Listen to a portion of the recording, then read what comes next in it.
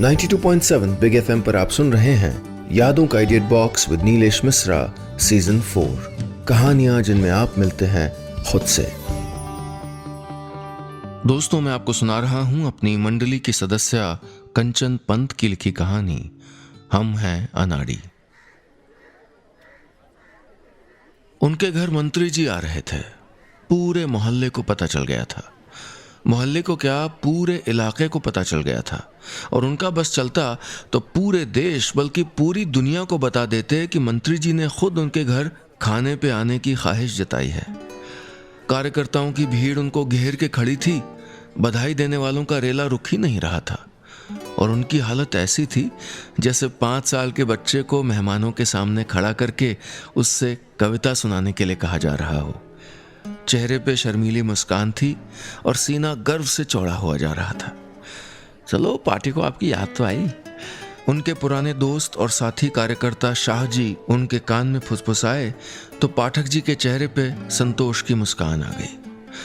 शाह जी दुनिया में उनके एकमात्र दोस्त और पार्टी में उनके एकमात्र शुभचिंतक थे।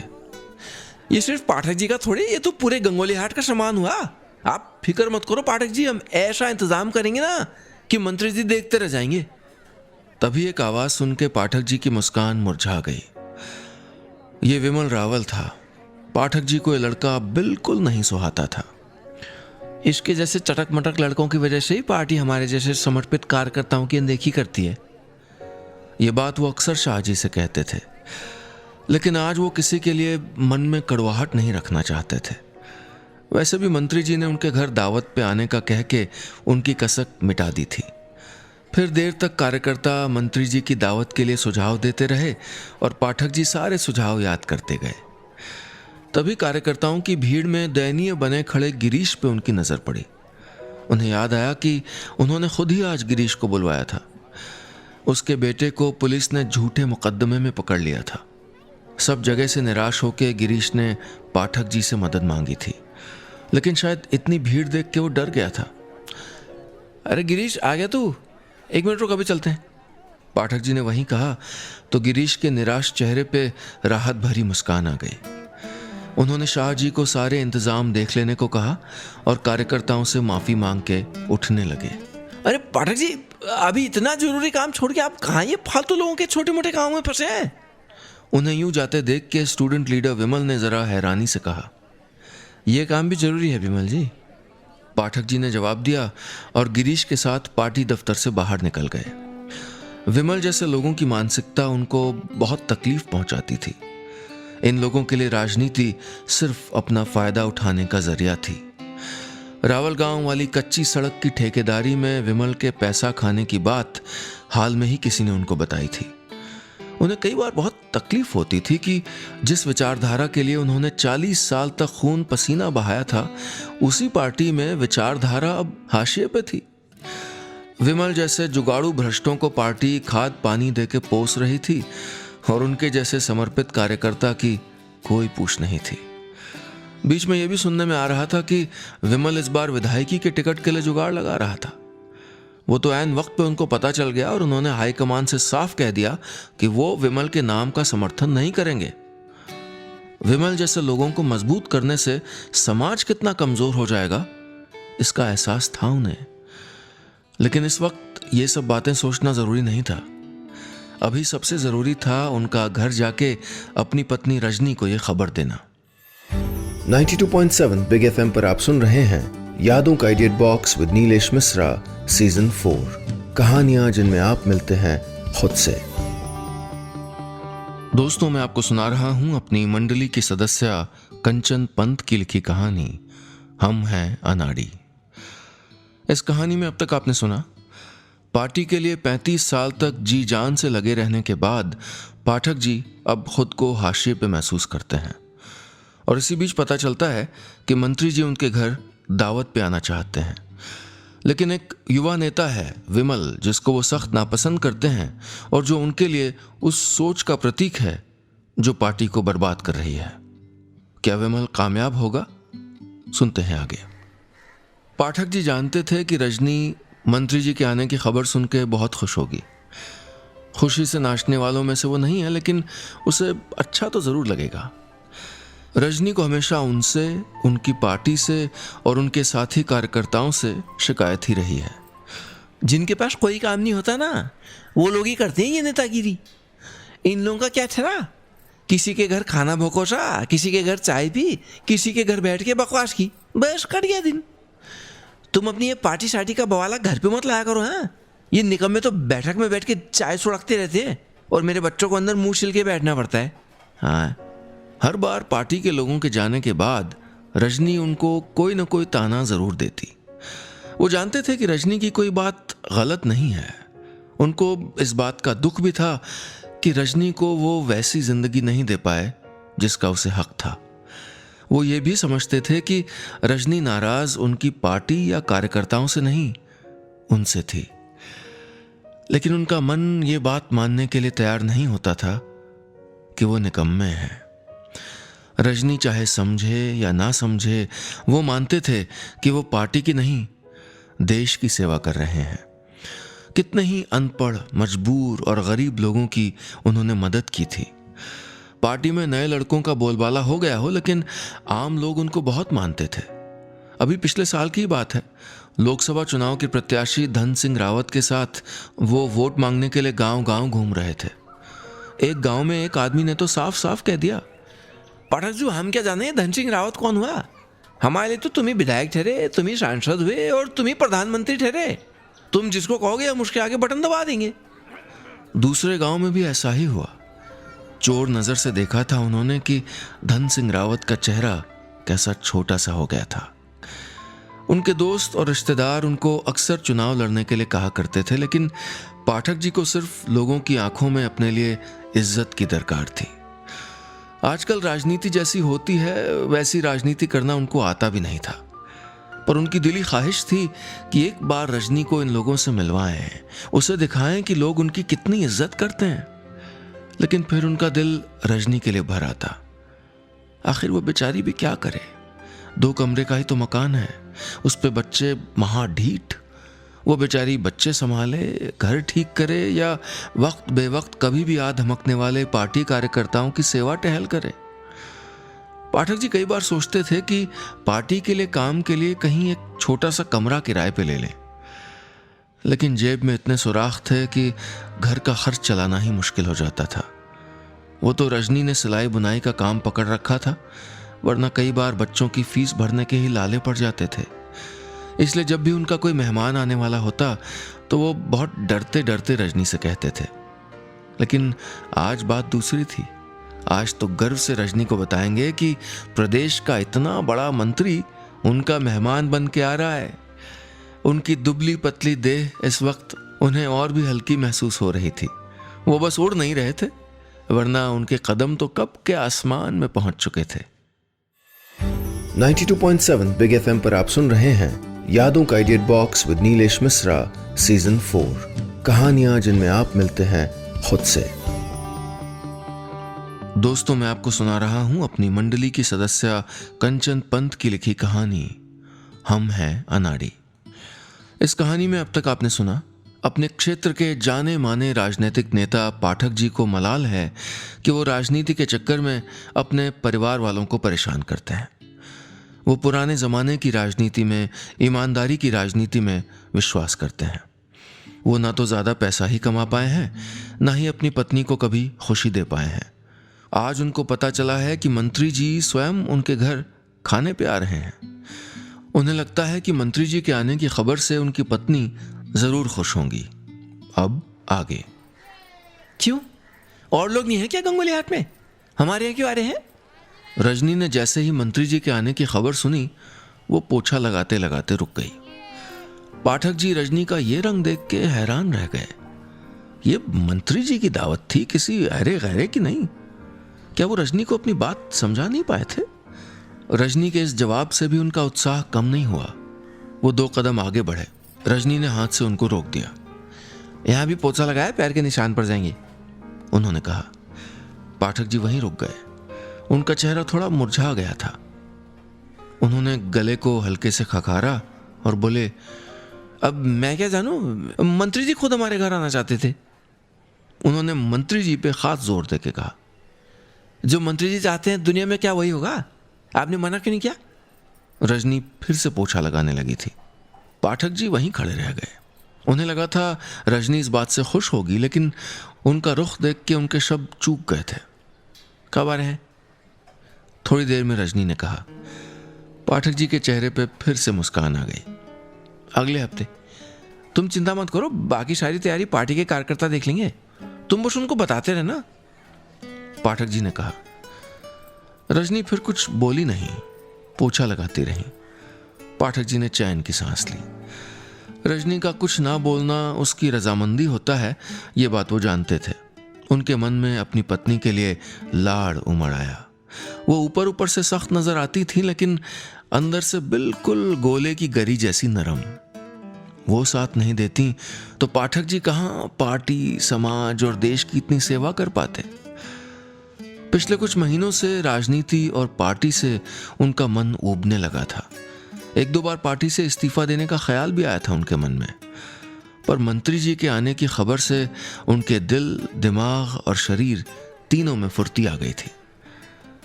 रजनी भी पहले थोड़ी कटी कटी रही, लेकिन अब वो भी बढ़ चढ़ के मेहमानों की खातिरदारी की तैयारियां कर रही थी। कई साल पहले जब वो ये घर बनवा रहे थे, तब वो और रजनी साथ मिलकर हर फैसला किया करते थे। पाठक जी तो फिर भी दिन में पार्टी के काम से इधर उधर हो जाते थे, लेकिन रजनी हाथ में बुनाई और एक थैली में ऊन के गोले लिए हुए दिन भर मजदूरों के आसपास टहलती रहती, उनसे बातें करती, काम न करने पे टोकती और वहां हो रही छोटी छोटी बातों से यादों की पोटली भरती रहती और रात को पाठक जी को एक एक बात बताती। वो दिन पाठक जी की जिंदगी में उसके बाद बस अब आए थे। दोनों रात भर बैठ के हिसाब लगा रहे थे कि कितने लोगों का खाना बनाना होगा, खाने में क्या क्या होगा, बैठने का इंतज़ाम कहाँ होगा। पाठक जी का ख्याल था कि घर वालों को छोड़ के 8-10 लोग हो जाएंगे, लेकिन रजनी 19-20 लोगों के खाने के इंतज़ाम के पक्ष में थी। खाना बर्बाद भले हो जाए, कम नहीं पड़ना चाहिए। पाठक जी को भी उनकी बात ठीक लगी थी। रजनी की इसी बात के कायल थे पाठक जी। वो खुद बड़ी जल्दी घबरा जाते थे, लेकिन रजनी को कभी डरते या हिम्मत हारते उन्होंने नहीं देखा था। उन्हें याद है कि जिस दिन आदर्श पैदा हुआ था, उस दिन दर्द से पीली पड़ गई रजनी को देख के उनके हाथ पैर इसी तरह फूल गए थे। डिलीवरी के लिए जाते समय रजनी ने उनका हाथ पकड़ के कहा था, घबराइए नहीं, सब ठीक हो जाएगा। रजनी को उनकी हिम्मत बंधाते देख अस्पताल का स्टाफ मुस्कुराने लगा था। पाठक जी की माँ अक्सर कहा करती थी कि रजनी की वजह से ही परिवार चल रहा है, वरना पाठक जी को तो कोई भी उल्लू बना के चला जाएगा। अब तो कभी कभी उनको भी लगने लगा है कि घर गृहस्थी, दुनियादारी और राजनीति कुछ भी उनके बस का नहीं। 92.7 बिग एफएम पर आप सुन रहे हैं यादों का edit box with Nilesh Mishra season 4, कहानियां जिनमें आप मिलते हैं खुद से। दोस्तों, मैं आपको सुना रहा हूं अपनी मंडली की सदस्य कंचन पंत की लिखी कहानी हम हैं अनाड़ी। इस कहानी में अब तक आपने सुना, पाठक जी अपने क्षेत्र के सबसे जाने माने और प्रतिष्ठित राजनीतिक नेताओं में से हैं। उनकी बहुत इज्जत है। हाल में पार्टी में कुछ गैर जिम्मेदार युवा लोगों के आ जाने से वो नाराज भी हैं, लेकिन अब उनके घर मंत्री जी खाने पे आ रहे हैं तो वो खुश हैं। लेकिन पाठक जी की उम्मीद के उलट उनकी पत्नी मंत्री जी के आने से कुछ ज्यादा खुश नहीं होती, पर बाद में वो उनके स्वागत की तैयारियों में जुट जाती हैं। अब आगे।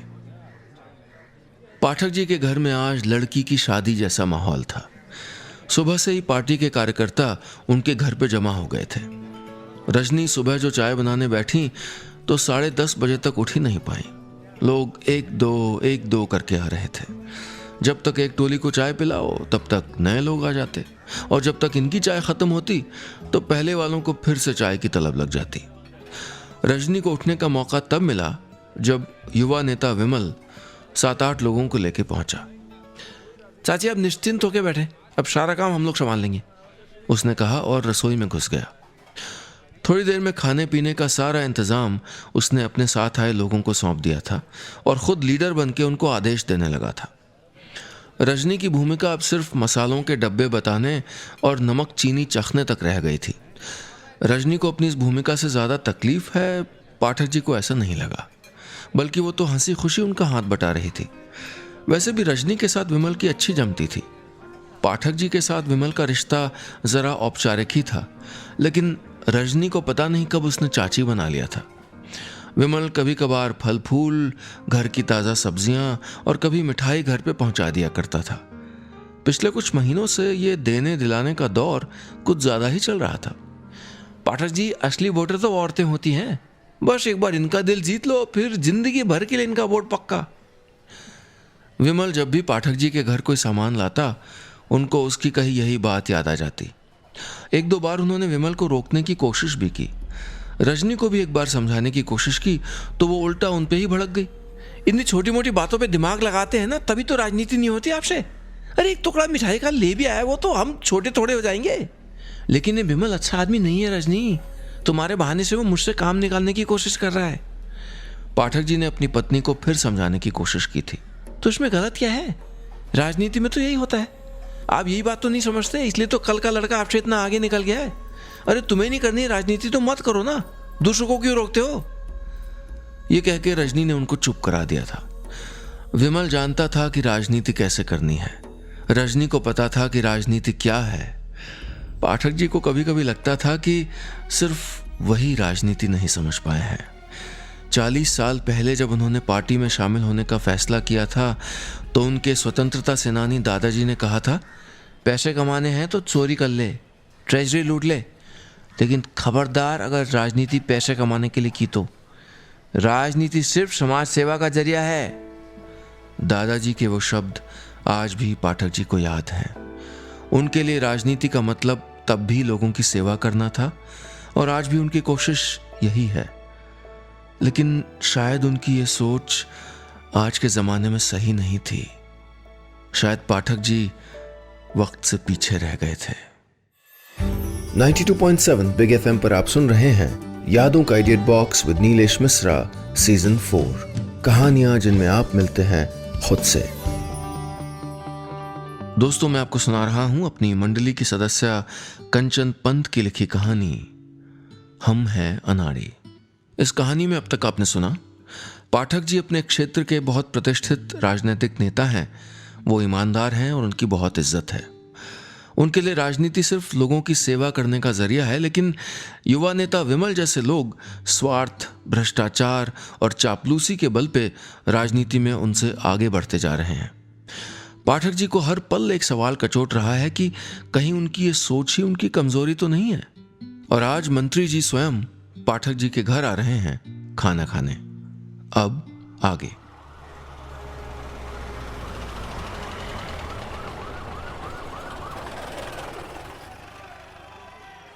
दोपहर होते होते मंत्री जी पहुंच गए। विमल रावल ने बाकायदा फूलों की माला पहना के उनका स्वागत किया। स्वागत के लिए माला का इंतजाम होना चाहिए था, इतनी छोटी सी बात उनके दिमाग में क्यों नहीं आई? पाठक जी ने एक बार फिर अपने आप को कोसा। मंत्री जी ने बहुत प्यार से पाठक जी को गले लगाया, उनका गला भराया।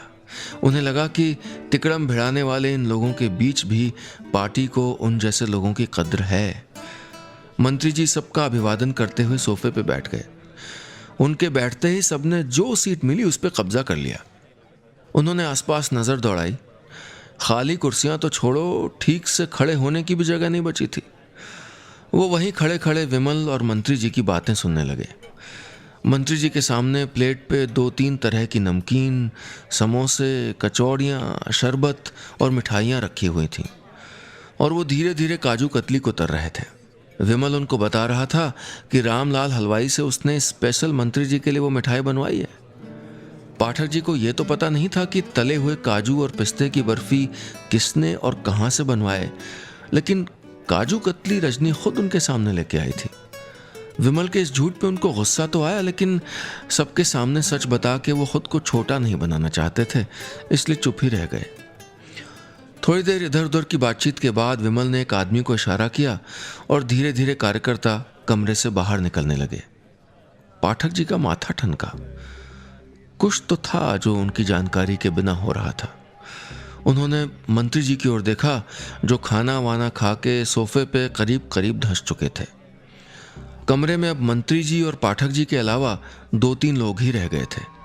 मंत्री जी सोफे पे सीधे होके बैठे और उनको बैठने का इशारा करते हुए बोले, हम खास तौर पे आपसे मिलने आए हैं और आप हैं कि साथ में बैठने को आप राजी नहीं हैं।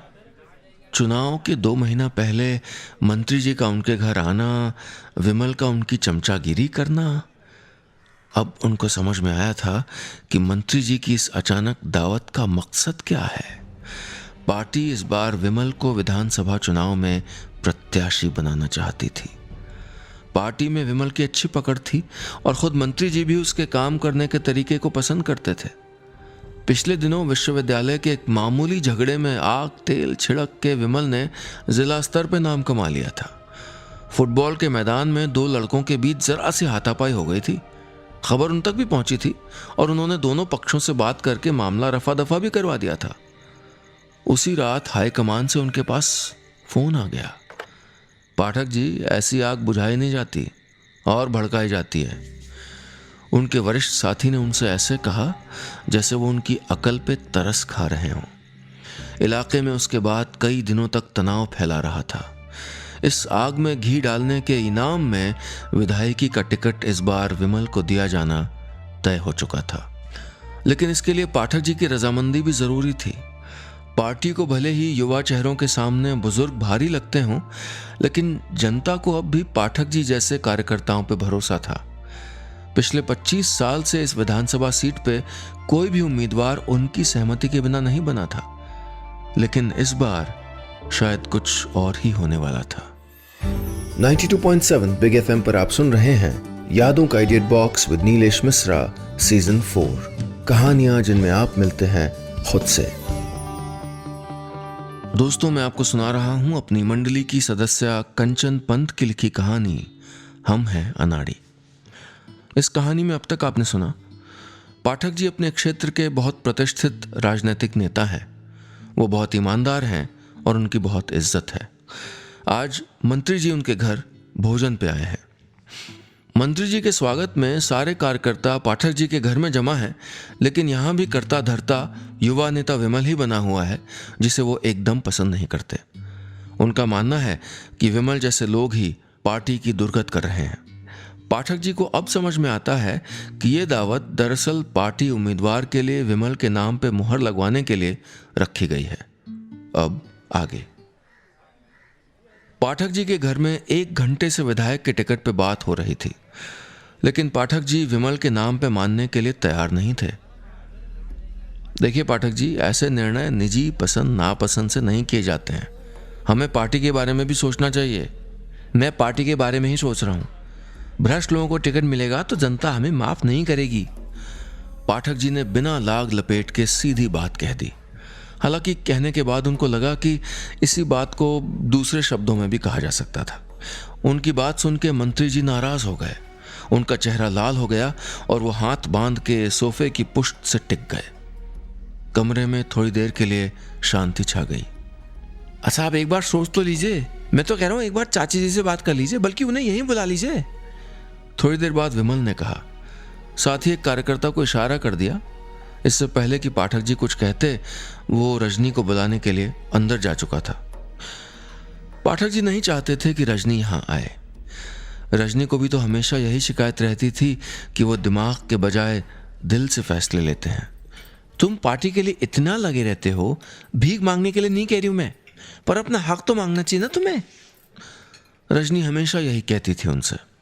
कहीं वही तो अपने परिवार की खुशियों के रास्ते में नहीं खड़े हैं? कहीं वही सिर्फ खोखले आदर्श तो नहीं ढो रहे हैं? कहीं वही तो गलत नहीं है? अगर वो गलत नहीं होते तो सब उनसे ही बदलने को क्यों कहते? पाठक जी का मन भावनाओं के तूफान में हिचकोले खा रहा था। उनके आदर्शों की नाव डूबती जा रही थी। आए चाची जी। विमल की आवाज सुन के उनका ध्यान टूटा। थोड़े असमंजस और सकुचाहट से भरी रजनी कमरे में आ चुकी थी। उसने मंत्री को हाथ जोड़े और सवालिया नजरों से पाठक जी की ओर देखने लगी। विमल अगले कई मिनट तक रजनी को समझाता रहा कि उनका साथ देके पाठक जी को क्या क्या फायदे मिल सकते हैं।